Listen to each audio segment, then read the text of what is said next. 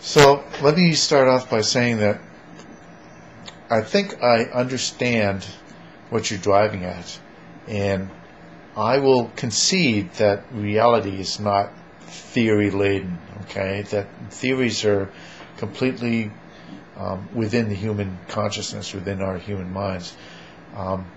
But I am not of the belief, or do not define observations in that observations can directly directly measure reality. I think observations and reality are two different things.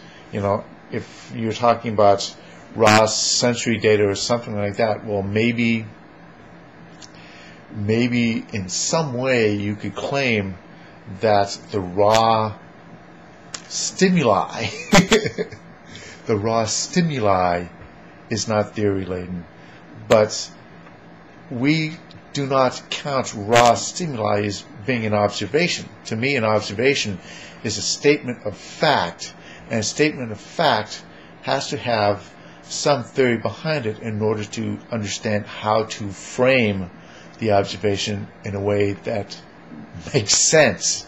Okay, so raw sensory data coming from quote-unquote reality, while I will agree that is not theory-laden, the analysis that our consciousness performs upon that raw sensory data in order to come up with an observation, a statement of fact, requires theory behind it in order for us to be able to say something coherent about that experience. So you know, we may be talking about fine points about the definition of terms here, but I do not interpret observation as being equivalent with raw data coming in from reality, the full spectrum of raw data coming in from reality in every conceivable wavelength, even those that we cannot observe directly. Okay, so I mean, there has to be some distinction between the raw data and human observation, and for me that difference is an interpretive one, an analytic one, the one in which we take our raw experience and formulate an understanding within a particular conceptual framework for describing it.